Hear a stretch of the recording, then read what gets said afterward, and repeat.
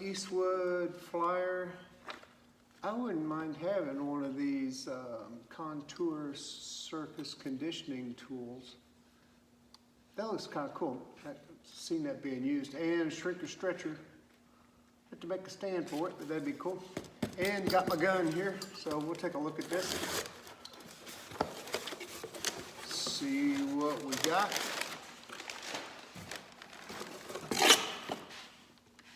Hey, I was getting ready to go on a little trip, and I didn't think I'd make it till this afternoon or this evening after I'm gone, but here it is. Ta-da! It's a staple gun. All I gotta do now is figure out how to use it. But yeah, that's it. So, that'd be a safety. Gotta come up with a male adapter to hook into the hose and see how it works. Okay, I'll get back to you. Actually, I'm going on a trip to down to Florida and be helping my one of my siblings out. So we'll see how that goes. See ya. Okay, we're back. I have been down to Florida helping a sibling of mine process some property, brain fart, and working on that. But back on seat rail brackets, and I'll show you in a minute where they are implemented or where they go. This is version 2. Here is the version 1, and how I just didn't like it. It was 50 thousandths wall. Wait a minute, let me back up. Here's the original cast. So it's about a quarter or 0.125 or 0.250 quarter. Here's the first version. This was 50 thousandths wall. And here's the second version. I haven't cut this one yet. Just got this one in primer and it's dried.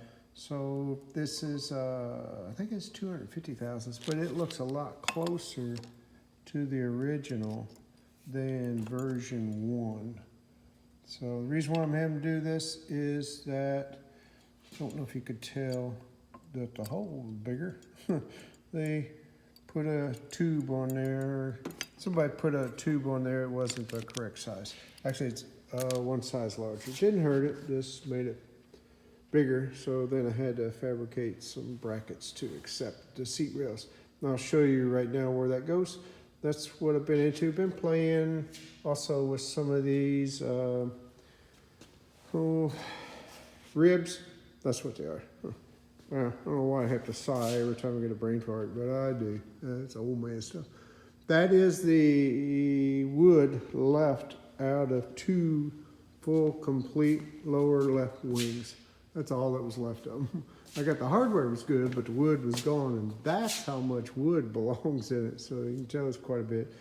Anyway, was just been playing around with those. I'm gonna try and make a couple of them, maybe giving away on this channel. We get some more viewers, or get up to a couple hundred or something, and try to keep growing. So maybe patch some of this up. So anyway, just got back from, I wouldn't call it a vacation because I worked my tail off. But I got to finish up this. Hopefully sand goes off on the bottom. That's where I left it after making the lemonade stand. And this should be ready, repair this, flip this over before I make any more work on it, before I do any more work on it, and see if it'll hold fuel without leaking. But those seat rail brackets got the rotisserie flipped up a little bit, but what I'm currently working on right now is these seat rail brackets, and they hold the seat, the bottom of the seat. Actually, this thing is tipped up on its side, so it's kind of leaned off to its side like that. So you're looking at the left-hand side or port side. So yeah, that's where the seat rail brackets go, and just catching you up a little bit today. So that's all I'm doing. Not much. See you later. So, been playing with sticks, and there they are. That's actually the ribs off of the salvage wings. There's all that, which I mentioned this before in another video. All that was left of them. There's some, I think it's a 10 maybe, I don't know. There's the rest of the lower wings. Hardware, it's right there. Each box is representative of one lower wing hardware. There's some more of the sticks. Anyway, show you, let me take you back over here. I got some of it laid out. Made a nose. That's the rear of the spar. This will be the nose right there, and then make the connectors, and that's what this extra one here is for. That's what I got in the jig right there, following an original curve. Right there, there's a couple more nose caps of original wood. Here's the tail piece that's going to go on the back of it. This might be better representation of some of the patching that's going on with the nose on it, and then the cap strip. So there'll be a strip. That's what that one's in there for, is making this. And then once I get to there, get it glued into there, then I can just bend it down and splice it in the back right here, which is the scarf joint. And let me see if I can find one right here. So you can see where the wood is cut. So it matters, this distance of the actual splice matters, and it matters where it's at from the edge. That needs to be glued back together. But these are just wall hangers. And I was messing around with some of the finishes. So it's stripped. And there's varnish on the left. The middle one's stripped, and then I was thinking about staining it, but I think I'm just going to go with the varnish and give it that old-timey look. Here's one that's completed, the wingtip. And anyway, moving on. So, worked on this bad boy, got the stapler in, put the wood back in. This thing, I got gas in it right now. 2 5-gallon cans. Leak testing it, make sure nothing's gonna squirt out of it before I do any patchwork on it and get to doing all that. I took it apart. Actually, I did have a leak on this Curtis valve, which is a drain sump. You push it up and lock it in. It's kind of like a petcock on a radiator. This is the way the gas tank actually sits on the airplane once it's done. Center section, and I know I'm jumping around here, but bear with me. I'll show you a picture of that. It's right up there. There's where the fuel tank goes, and also right up there when you're inside the cockpit. So this was actually taken when this aircraft first flew, when I got it. Not when I got it, but after first put it together. So anyway, repairs are done except for the fabric, and then I have to repaint it. But once again, I went through and put the plugs in. The strainer goes here, and this is where it goes down. The fuel goes down. That valve does not belong in it. That's a sight glass for the fuel gauge with a float in it.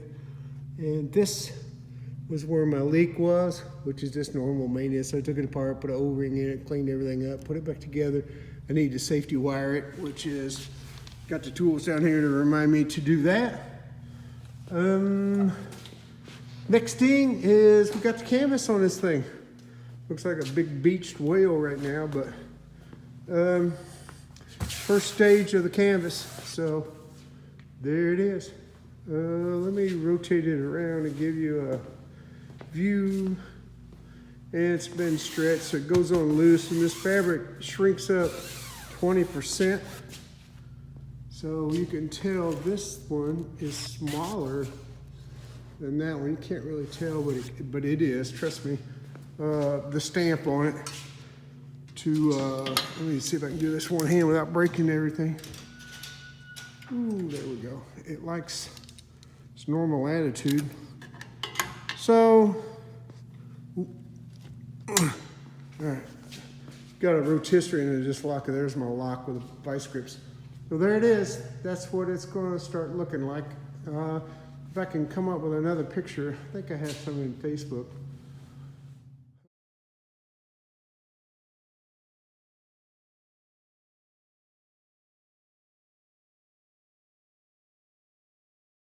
This is the beginning stages of the fabric going back on it. There's painted fabric. This is a lot cleaner, and hopefully I can keep it cleaner this time. I mentioned before, got the front seat in. I think it's on one of the other videos or the beginning of this one. It does look a lot cleaner in there now, so yeah, it's happening.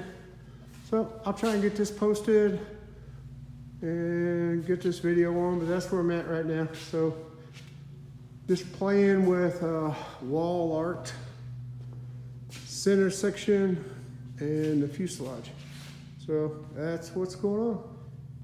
Hopefully this interests somebody. If you like it, click the thumbs up. If not, click the thumbs down, and make some comments, tell me what you think and what I can do better, what I can do worse. Or this is it. This is all part of the process. Well, as far as I'm going along, it's part of the process. I don't do this every day. It's just a hobby, but trying to have fun out here. See ya.